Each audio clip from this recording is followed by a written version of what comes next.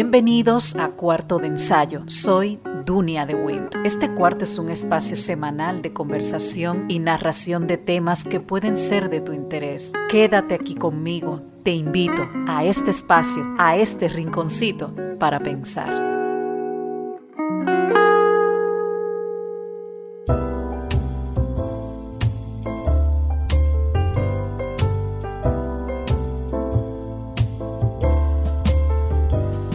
¿Quién diría o pudiera remotamente pensar que Nicaragua estaría viviendo desde hace un tiempo una segunda dictadura? La primera, aquella con Anastasio Somoza y ahora con Daniel Ortega. Pero no lo digo yo, me remito a los hechos, a las noticias, a los cables de prensa, a las noticias a través de los medios digitales impresos, al reclamo de los organismos internacionales. Daniel Ortega, ese otrora sandinista del Frente Sandinista de Liberación Nacional que se dio a conocer tanto en toda Latinoamérica y el mundo, que luchó, y lo digo entre comillas, para liberar a Nicaragua de la dictadura de Somoza y de la dinastía de la familia Somoza, que había gobernado este país durante décadas y que supuestamente, ya mi invitada me lo va a aclarar, tenía el apoyo de Estados Unidos desde la ocupación estadounidense de Nicaragua en 1934. Daniel Ortega fue jefe de Estado entre el 85 y el año 1990, año en el que perdió las elecciones ante la Unión Nacional Opositora, una coalición de 14 partidos que llevó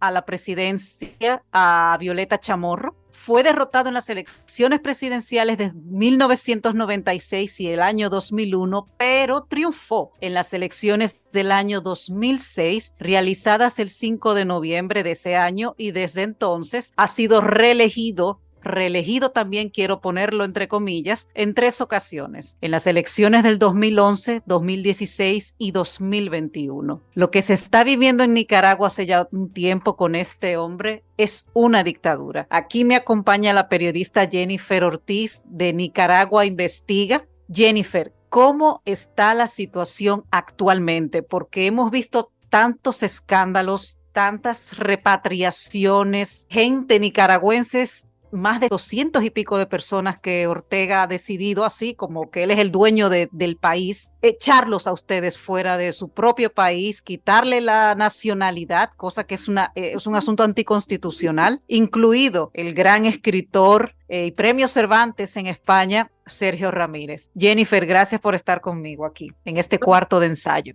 Dunia, muchísimas gracias a ustedes por el espacio. Respondiendo a tu pregunta, Nicaragua está en un estado de sitio. Es prácticamente un país donde no hay medios de comunicación impresos, donde no hay organismos de defensa de derechos humanos, donde el periodismo se ha declarado un acto terrorista. Muchos han salido al exilio por persecución política o por migración a causa de las consecuencias económicas que ha tenido la represión estatal. Realmente Nicaragua se encuentra en un estado policíaco, hay un policía en cada esquina y un policía que está siempre vigilante para ver si esa persona está en actitud sospechosa. Según ellos, sospechoso es que corteje incluso los colores azul y blanco, que son los colores de la bandera, que lógicamente la bandera ha sido instrumento de representar la protesta, de representar la lucha cívica, y eso es incluso una amenaza para este régimen sandinista. Hay demasiados exiliados y se ha llegado a casos extremos donde la confiscación de bienes es una amenaza, donde, como ya decías también, se ha desnacionalizado hasta ahora a más de 321 personas. Yo estoy incluida en esa lista, algo que no cabe ni en el derecho nacional ni en el derecho internacional, pero ahí está Daniel Ortega siempre haciendo lo que quiere en un país que está funcionando como una finca personal donde él decide qué se hace y qué no se hace. Como un reino feudal. Ni más ni menos. Así que está funcionando. Recientemente, Jennifer, y obviamente tú estás al tanto de todo, Anthony Blinken, el secretario de Estado norteamericano, dijo que él seguirá, cuando él habla de él se refiere al gobierno norteamericano en Washington, seguirá presionando al régimen de Daniel Ortega para que pare ya y rinda cuenta de todos los abusos que se han cometido, manteniendo así de una forma u otra la presión hacia este régimen en pro al respeto de los derechos humanos y el retorno a la democracia en Nicaragua. ¿Qué te parece a ti esta declaración? ¿Es una declaración más de Estados Unidos o simplemente lo digo, pero no hago más de ahí? No paso de ahí, como suele ser con toda la política latinoamericana, que tú lo sabes. El problema con la diplomacia es que no funciona al ritmo en que las circunstancias lo requieren. El problema aquí es que la gente está completamente desesperada. En Nicaragua hay una situación muy particular. No solamente hay persecución política extrema, sino que también hay una crisis económica que se generó a raíz de toda esta situación de persecución. Muchas empresas, al ver confiscaciones, se han retirado del país.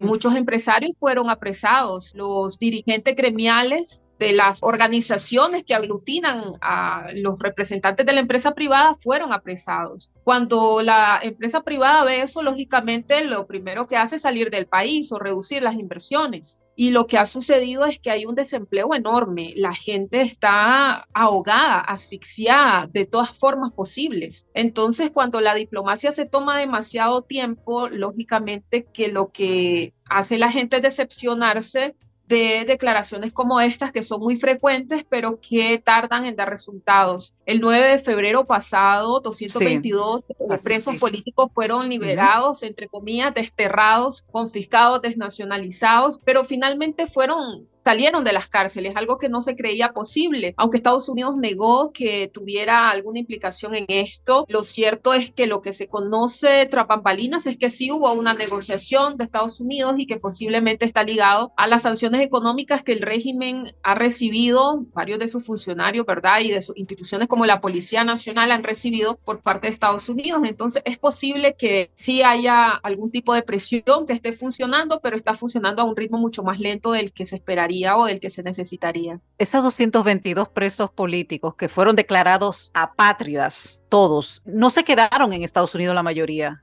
Porque sé que cuando eso ocurrió, ya bueno, Sergio Ramírez, el escritor nicaragüense que ya estaba en Madrid, por ejemplo, y el gobierno español le otorgó la ciudadanía a una gran cantidad de estas personas. ¿Tú sabes algo de ese caso o todos se quedaron en Estados Unidos? A ver, es que acá hay dos listas, ¿no? Ok. Está la lista de las 222 personas presas Ujú. políticas que fueron desterradas directamente a Washington. La mayoría de ellos, entiendo, se quedaron en Estados Unidos porque están en un proceso apenas de recibir un parol humanitario que les permita estar legalmente ahí, trabajar, acceder a beneficios de salud, por ejemplo, y ese proceso está tardando un poco más. Además que muchas de estas personas, y hay que decirlo, no tienen posibilidades. Cualquiera podía pensar que Claro, es un claro. premio mandarlo a Estados Unidos, pero muchos son campesinos que llegan a un país completamente desconocido, que funciona completamente distinto a Nicaragua, donde no Totalmente. tienen familia, no tienen nada y cómo van a resolver su vida.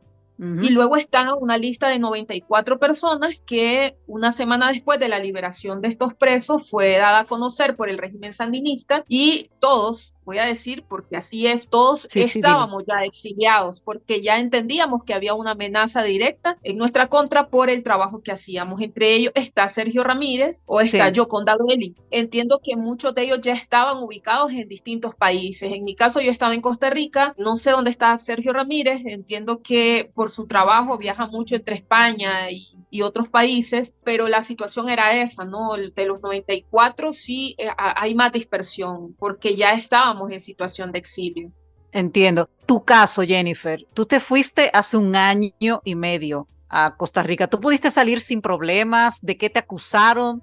Cuéntame un poco Ah, brevemente, o sea, tu caso, el tuyo particular, independientemente de estos 222 personas.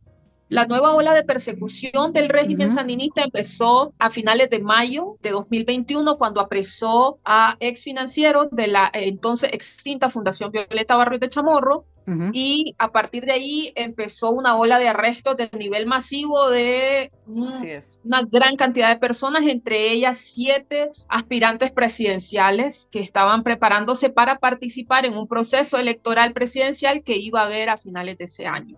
A partir de ahí empezó a citar a la fiscalía a una gran cantidad de periodistas porque los acusaba de conspirar, de lavar dinero y de una enorme cantidad de delitos. Y yo salí particularmente del país porque Rosario Murillo emitió una carta al cuerpo diplomático que publicó también en sus medios de comunicación. Rosario Murillo, la esposa de Daniel Ortega, controla el aparato mediático del Frente Sandinista y tienen una gran cantidad de medios de comunicación. Y en esa lista de periodistas a los que ellas encasillaron como terroristas estaba mi nombre y ellos me acusaban de promover el terror y de promover noticias falsas y demás, participar en lo que ellos llaman un complot para un golpe de Estado. En ese momento yo lo que hice fue agarrar una maleta de mano y poner ahí lo que me alcanzó y salir clandestinamente del país. Lógicamente, al estar enlistada, yo no podía salir legalmente porque eso implicaría un arresto. ¿Y cómo, o sea, te fuiste vía carretera? Sí, me fui vía carretera, pasé por puntos ciegos, logramos evadir de alguna forma los controles migratorios tradicionales, pero fue sumamente complicado, fue un desafío. Al pasar por puntos ciegos, lo que tenés que hacer es someterte a un montón de penurias para pasar, ¿no? Pasar caminos pedregosos, muy largos a pie. En ese momento estaba lloviendo, yo me acuerdo que pasamos un río que estaba crecido y fue bastante difícil pasarlo. Y bueno, luego llegar a un país donde tenés que empezar de cero. Yo no llevé a mis hijos, no pude.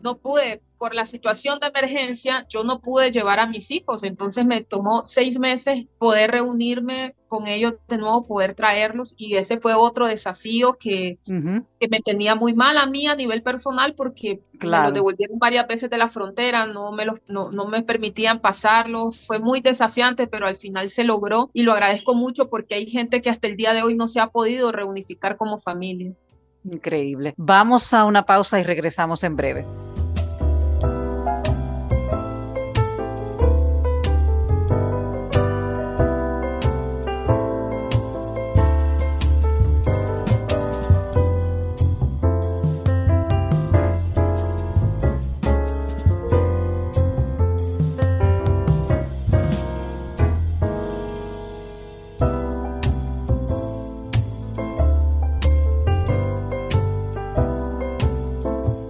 Tampoco es la primera vez que Daniel Ortega es el verdugo de presos políticos. Ya lo había sido entre el año 1979 y 1990, cuando formó parte de la Junta de Reconstrucción Nacional y luego electo presidente en 1984. Según la revista Envío, entre el año 79 y 83 empezaron a funcionar los llamados tribunales especiales para juzgar a esos presos que fueron capturados tras la caída de la dictadura somocista. Y bueno, a través de esto se cometieron graves violaciones a los derechos humanos, lo que está ocurriendo hoy otra vez. Durante el gobierno de Violeta Barrios, Daniel Ortega, tras su derrota electoral, se encargó de organizar protestas, azonadas, barricadas y actos de violencia con la finalidad de desestabilizar dicha administración gubernamental y supuestamente hacer valer su promesa de gobernar desde abajo.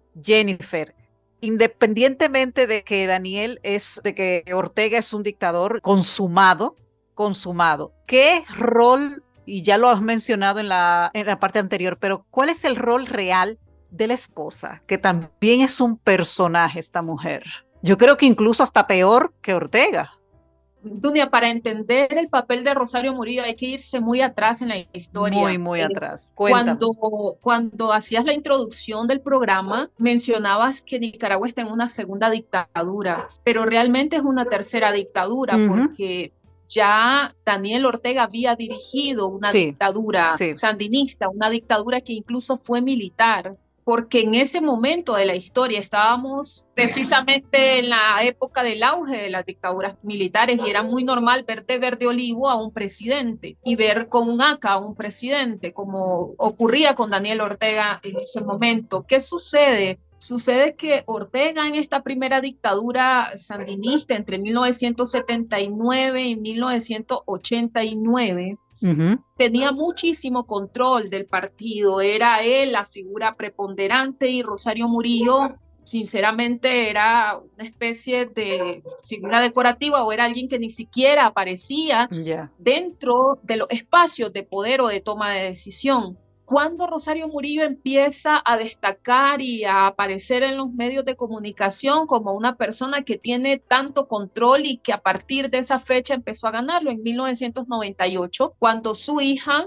Soy la América Ortega Murillo, cuyo apellido original es Soy la América Narváez, pero fue adoptada por Ortega a muy temprana edad, denuncia que precisamente Ortega la abusaba desde que tenía 9 años de edad. Daniel Ortega conoció a Rosario Murillo, o bueno, se vinculó sentimentalmente con Rosario Murillo durante su exilio en Costa Rica, luego de salir de prisión y venirse acá a Costa Rica a pasar lo mismo que estamos pasando ahora los exiliados, ¿no? A reinventarse, a tratar de hacer esfuerzos, volver supuestamente el país a la democracia. Aquí Rosario Murillo ya estaba instalada, tenía 2 hijos, estaba embarazada, tenía una relación con una persona que era un importante y destacado dirigente del Frente Sandinista, y en ese momento que viene Daniel Ortega, la conoce, pues se vinculan sentimentalmente, y esta hija de Rosario Murillo es adoptada por él, pero a partir de ahí empieza el martirio de la niña, que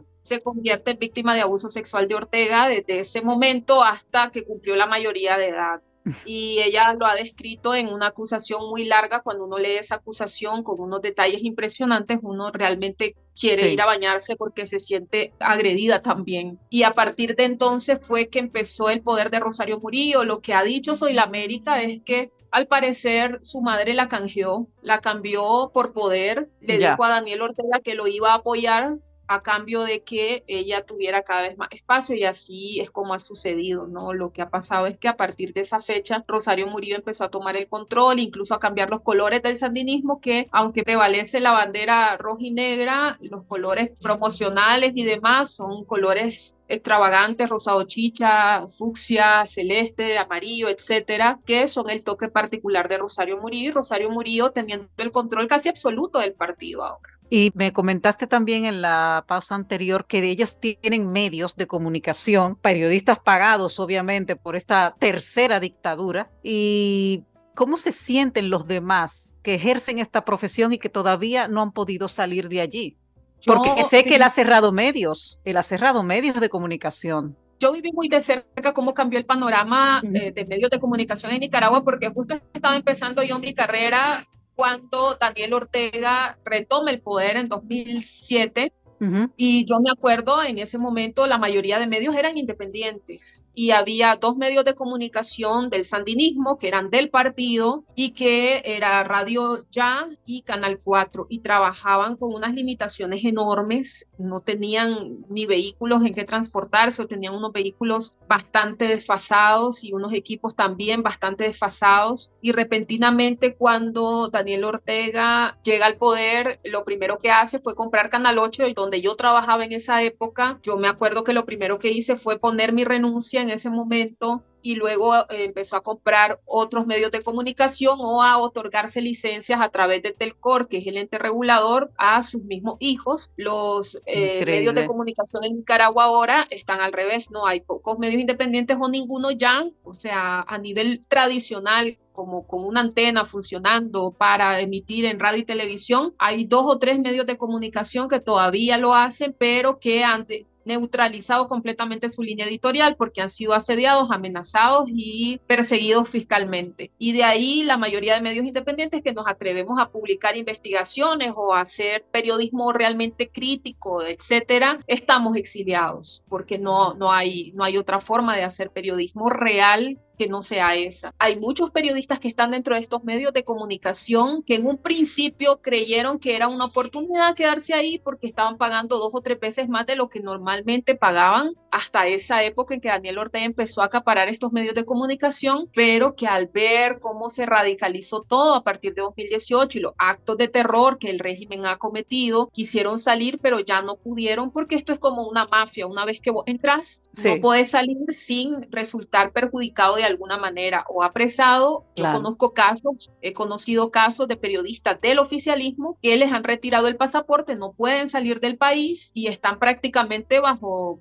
país por cárcel, porque temen que al salir del país puedan decir algo o contar algo de cómo funcionan o las orientaciones que les dan o qué es lo que se hacía, ¿no? En este momento de la crisis, sobre todo cuando muchos periodistas del oficialismo fueron instrumentalizados para atacar a personajes de la vida política o a otros periodistas o a participar en campañas de mentiras y de difamación. Está controlando Internet también, las redes Sí, sociales. han tratado de hacerlo. Ujú. Yo creo que el Internet ahorita es el único espacio libre que Ok. queda en Nicaragua, libre entre comillas, porque hay muchos casos donde, a ver, voy a poner un ejemplo que es como el más odioso ejemplo que hay de un Ujú. campesino que fue apresado bajo el supuesto delito de ciberdelitos, le llaman allá, ciberdelitos, la nueva Sí. ley que se inventaron, Ujú. y es un campesino que no tiene ni siquiera un celular inteligente, no puede acceder a redes sociales y demás. Pero hay muchas personas que también han sido apresadas porque hicieron un comentario en redes sociales y hay granjas de troles que operan nefastamente de instituciones públicas donde le están haciendo capturas de pantallas, están reuniendo información para luego Seguimiento, ir a claro. apresarlos y procesarlos. Entonces, ¿qué ha hecho la gente? La gente ha hecho perfiles anónimos y a través de esos perfiles se está manejando. Y la gente que puede dar el rostro son los que estamos exiliados, pero no ha podido controlar. Es ahí donde los medios de comunicación independientes podemos movernos, podemos publicar todavía. Ha hecho un intento Daniel Ortega, pero estos intentos son los que despertaron mayores protestas en su momento y él entiende, creo, que es un espacio muy peligroso moverse ahí. No dudo mucho que a nivel en que esto vaya avanzando, él vaya tratando de hacer estos esfuerzos más grandes por llegar ahí, pero por ahora lo que ha hecho es esta ley de ciberdelitos donde persigue a la gente que se atreve a comentar o a decir cosas que para ellos son contrarias a su política o a su Mm. proyecto partidario. Es interesante, Jennifer, porque uno recuerda cuando Arnoldo Alemán, que tampoco se escapó de las protestas sandinistas, a menos de 100 días de comenzar su mandato allí en el año 97, se enfrentó a manifestaciones. Y Ortega se recuerda que decía que eso eran métodos de protesta cívica contra Arnoldo Alemán. Claro, el asunto cambia según su retórica cuando la protesta se la hacen a él y él llama, por ejemplo, en eso que ocurrió en el año 2018 de los tranques de la muerte, que hubo asesinatos, que los desmanteló y asesinó a varios nicaragüenses por ejercer su derecho a la protesta, como sucedió el 2018. Eso lo viviste, ¿verdad?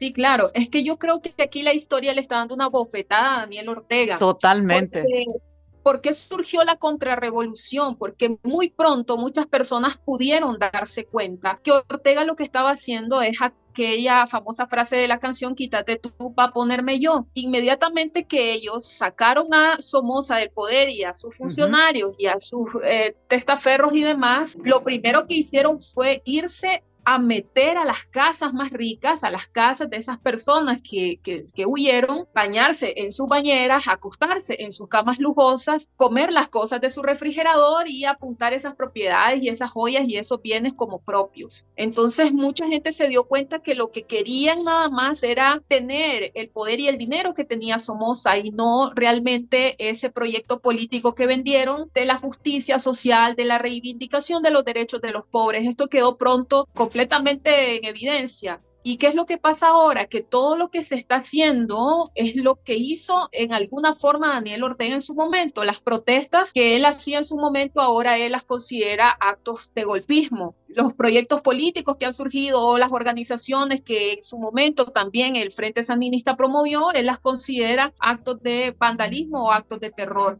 Y si nosotros nos vamos a la historia, nosotros descubrimos que realmente, aunque Ortega acuse las protestas y las luchas pacíficas que se han hecho como actos de terror, el terrorismo lo impulsaban ellos porque ellos tenían armamento de guerra, ellos ponían cochebombas, ellos entraron a la Ya. legislatura, ellos entraron al parlamento a secuestrar funcionarios. Vos haces eso ahora y lógicamente te van a decir que sos un terrorista, pero en aquel momento lo reivindicaron como un acto histórico y quizás las circunstancias en ese momento y la presión social que había hacían que la gente sintiera esto como grandes logros, ¿no?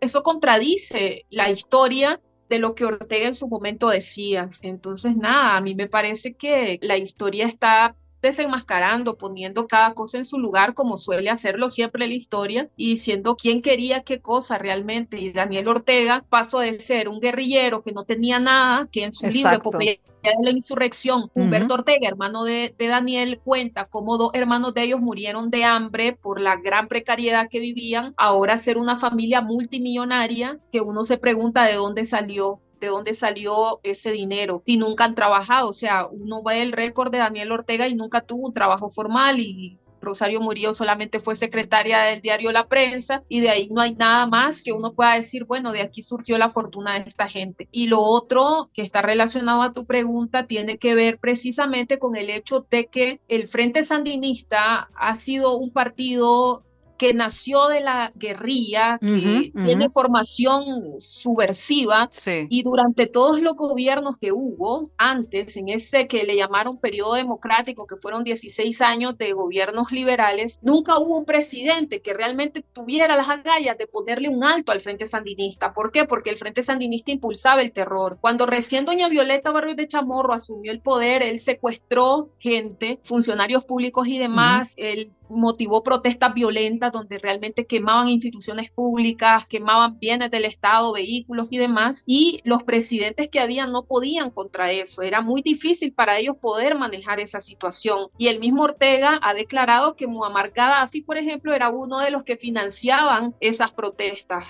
dando dinero para que ellos pudieran contratar gente, quemar, tener bombas y todo lo demás. Ya, Entonces, realmente Daniel Ortega siempre ha estado gobernando el país. así es. Vamos a una pausa y regresamos.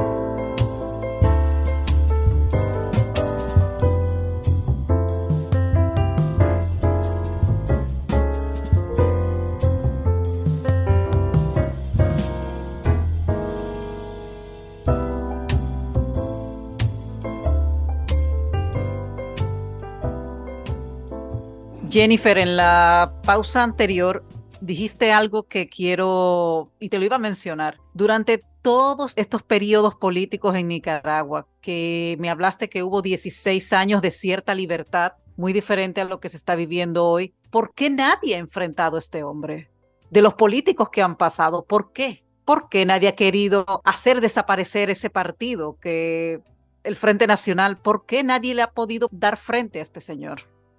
Yo creo que ha sido por dos razones. Una ha sido por la política de terror Mm, que implementa el Frente Sandinista. ya, Esa política de terror no solamente incluye el hecho de que amenaza de muerte, y posiblemente lo hace, hay muchos asesinatos que ha claro. cometido el Frente Sandinista. Voy a poner un caso icónico. Arge Sequeira era un empresario que para la época de Somoza se exilió porque en ese Ujú, momento el Frente Sandinista lo primero que hizo fue sacar a los somocistas y a sus allegados. sí. Pero pronto, con esto de las confiscaciones, empezó a ver casas, identificar casas que le gustaban, que querían apropiarse de ellas, y eran quizás de gente que había trabajado por muchos años por esas viviendas, y siempre igual los confiscaron, ¿no? Son casos que no debieron de haber sucedido nunca, pero esta gente lo que hizo fue salir del país, huir para evitar ser asesinados.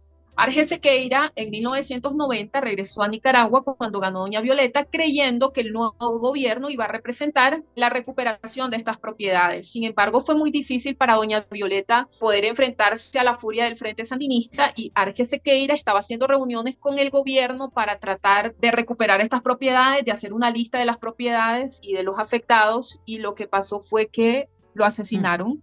Lo asesinó terrible. un ex agente de la dirección sandinista, que era una entidad temible, ¿verdad?, del gobierno de los 80, y todo el mundo sabe que esto fue un asesinato provocado por el Frente Sandinista para conservar todo lo que se habían robado en los años 80. Entonces, este tipo de cosas causan terror a cualquier gobierno y a cualquier persona que se les quiera enfrentar. Pero también esta política de terror incluye el espionaje, donde te espían, conocen información que te vuelve vulnerable y te amenazan con eso. Y el otro punto que a mí me parece que influye mucho en esto tiene que ver con una crisis de valores, una crisis ética. Yo siempre he dicho que la crisis de Nicaragua, más que política y social, es una crisis ética. ¿Por qué? Porque el Frente Sandinista compra conciencias, le pone un precio a cada persona y hay muchas personas dispuestas a dar ese precio. Y eso fue lo que pasó en 2007 cuando el Frente Sandinista llegó al poder, de pronto empezó a comprar diputados, funcionarios y de pronto ya todos eran sandinistas, ya todos eran del Frente Sandinista. Casos emblemáticos como el de Wilfredo Navarro, un diputado camaleónico que de pronto era liberal, de pronto era bolañista y de pronto ahora es un súper sandinista, luego de ser uno de los que más atacaba a este partido y los acusó de ser narcotraficantes. Entonces, para mí, esa conjugación de cosas son las que mantienen a Nicaragua en esa situación. Pero desde aquella protesta del 2018 tampoco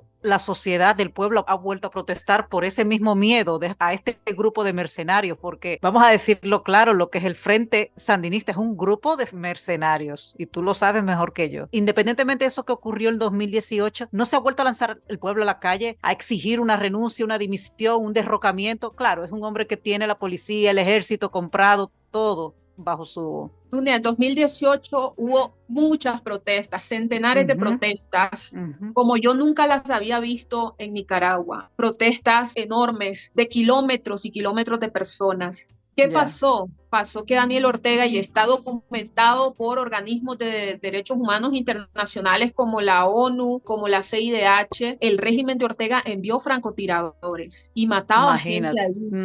Entonces, ¿quién va a querer ir a una protesta sabiendo que puede que no regreses? Nadie va a querer hacerlo, o que después de ir a la protesta van a hacer un trabajo de espionaje y finalmente van a dar con vos y te van a llegar a apresar, te van a confiscar, te van a exiliar o van a hacer cualquier cosa en contra tuya.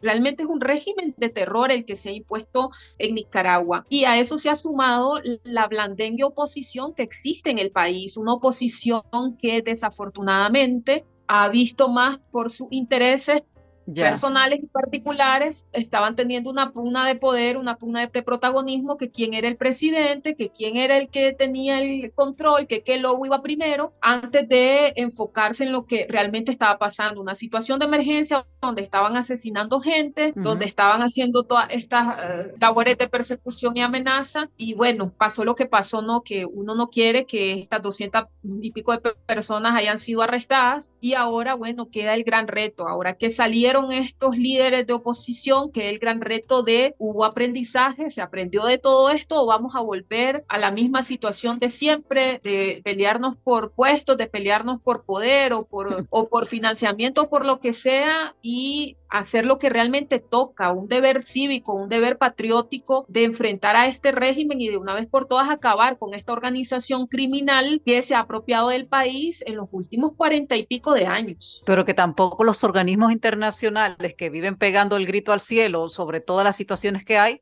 se meten en Nicaragua.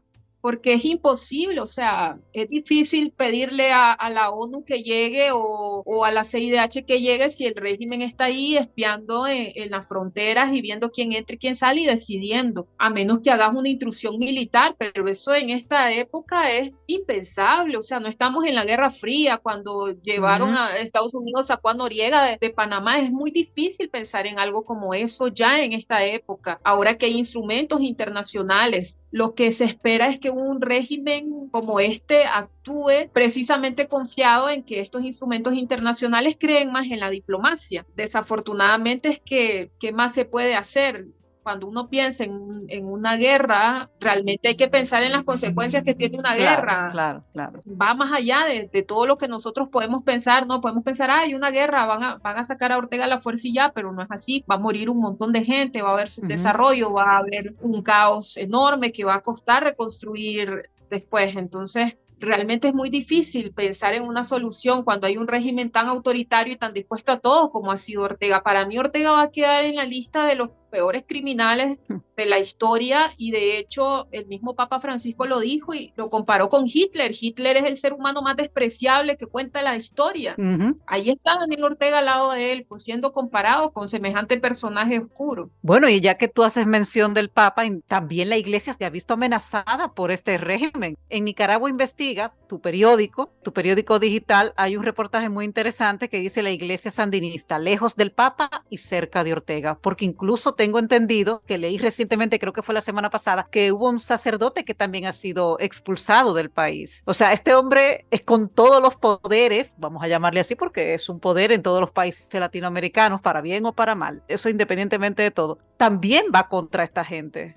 Incluso se metió con las celebraciones de Semana Santa para los creyentes allí, leí también. Hoy fue una imagen realmente, o sea, que te ponías a reír, pero al mismo tiempo te indignaba.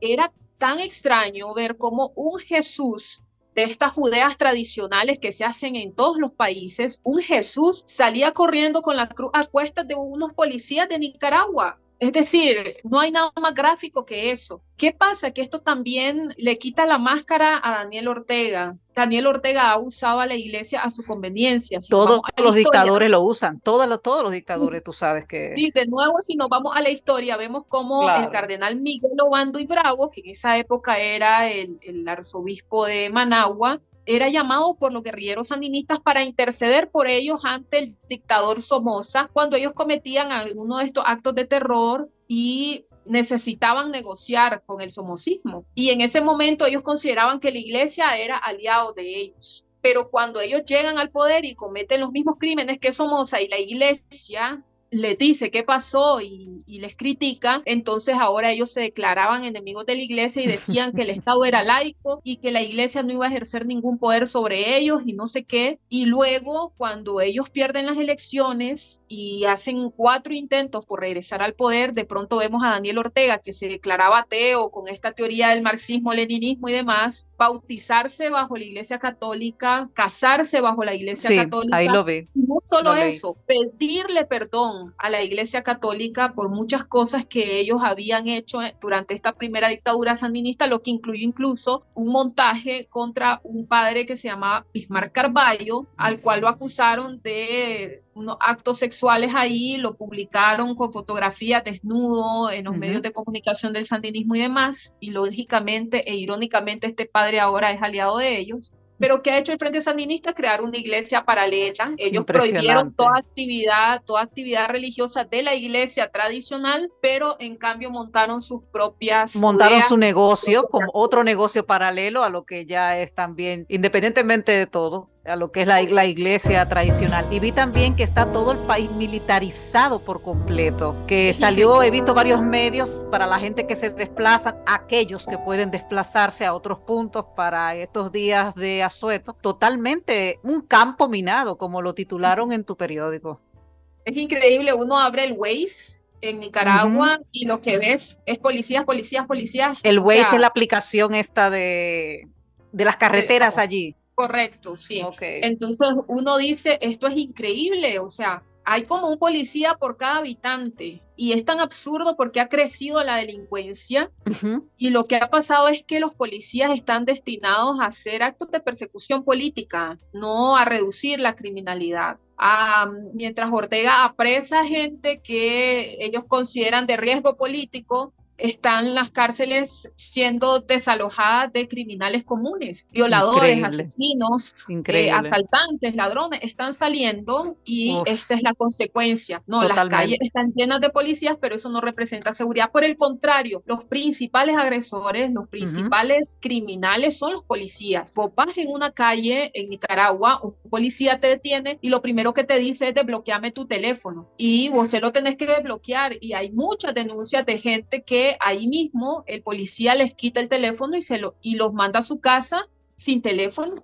Increíble, el policía es el que está cometiendo los crímenes. Qué pena de verdad que esto esté pasando nuevamente en este país. El escritor nicaragüense Sergio Ramírez, privado, como dijimos, de la nacionalidad por este régimen, dijo, quien sube en una entrevista en el pasado mes de febrero, a raíz de las 222 personas que fueron expulsadas de Nicaragua, quien sube al poder por las armas termina siendo un tirano y voy a luchar para que esto no ocurra. ¿Qué opinión te merece a ti ya, Jennifer, para finalizar? Nada, yo creo que Daniel Ortega la historia lo dice, cada quien tiene lo que se merece. Al final yo creo, aunque nosotros no lo veamos, hay mucha desesperanza en Nicaragua, nosotros nos sentimos completamente desarmados porque principalmente los que están adentro no pueden ni siquiera hablar, tienen que susurrar en sus casas porque hay un oreja, hay un espía en cada lado de la ventana y te Increíble. puede denunciar. Siglo Pero XXI, ¿eh?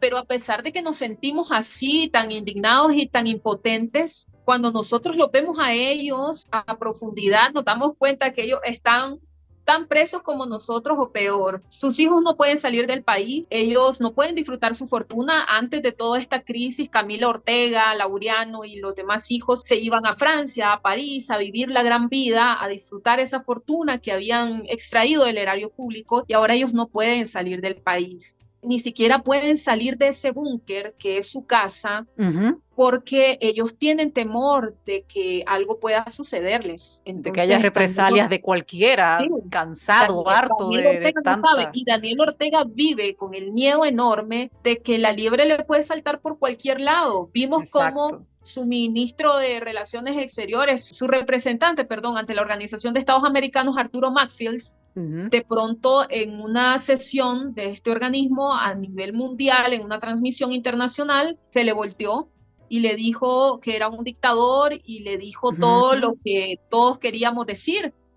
Entonces, Daniel Ortega se pregunta quién será el próximo. Su compadre, su padrino de bodas, segundo a cargo del Frente Sandinista, el ex magistrado Rafael Solís, también se fue en contra de él. Entonces, vivir de esa manera no es vida. Yo me imagino que incluso hasta tendrán a alguien como los antiguos monarcas a quien encargarle que pruebe la comida primero antes que ellos, porque deben imaginarse que alguien de ahí, de su mismo círculo, les puede envenenar la comida. Debe ser Así terrible vivir de es, esa manera. así Entonces yo es. digo, eso ya es una paga, que vivan de esa manera, que vivan condenados por el mundo, que a Rosario Murillo la reconozcan como lo que es, la Vicepresidenta a la reconozcan como lo sazón. que es el cerebro Ujú, maquiavélico, el ujú, cerebro ujú. asesino que organiza las bandas criminales, los grupos de Increíble. choque, las listas. A mí me parece que eso ya dice mucho, ¿no? Y es bastante porque ellos siempre querían venderse con una imagen pulcra. Rosario Murillo siempre ha tenido aspiraciones de cargos públicos y de ser adorada y adulada y ahora lo que recibe es completamente lo contrario, pero le falta, va a pagar muchísimo más porque todo dictador que ha cometido crímenes como los que ellos han cometido han terminado muy mal en la historia y lo vemos desde Hitler hasta Gaddafi. Ujú, Uno solo ujú. tiene que leer y decir, hay que esperar, porque Bueno, el tiempo y la historia es lo que nos da a nosotros el merecido y nos pone a cada uno en el lugar que nos corresponde. ella tiene que pagarlo ya, comenzando por lo sucedido con la hija. Jennifer, gracias por tu tiempo, gracias por estar aquí en este cuarto de ensayo. Yo tenía muchos deseos de hablar de este tema de Nicaragua. Ojalá poder repetir esta conversación más adelante con la esperanza de que el panorama haya cambiado para bien bueno, del pueblo de Nicaragua, de verdad que sí. Y quién sabe si tú puedas retornar a tu país algún día. Gracias, Tunia, a ustedes y yo sé que voy a volver porque yo le he pedido a Dios y a la vida que me permita poder ir a contar la salida de Daniel Ortega y yo sé que la vida me Quién va a sabe. cumplir eso. Vamos a ver, vamos a ver. Todo puede ocurrir. Gracias, Jennifer, de verdad. A ustedes.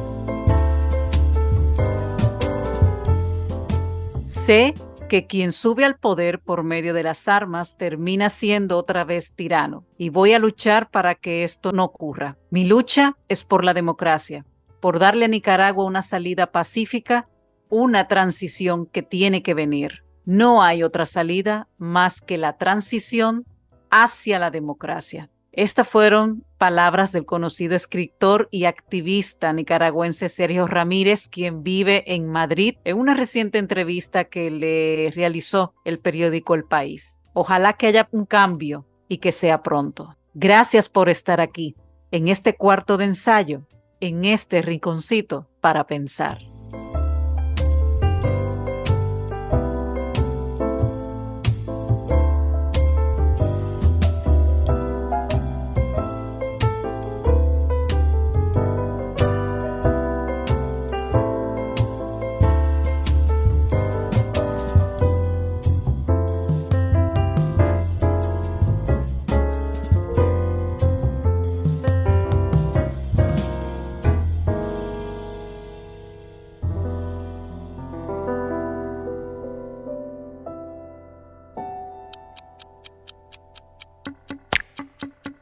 Cuarto de ensayo es una producción de AGC Communications, conducción y dirección general Dunia de Wind. No olvides suscribirte y compartir nuestro contenido cuando nos escuches por la plataforma de tu preferencia. Déjanos tus comentarios a través del correo cuartodeensayopodcast@gmail.com.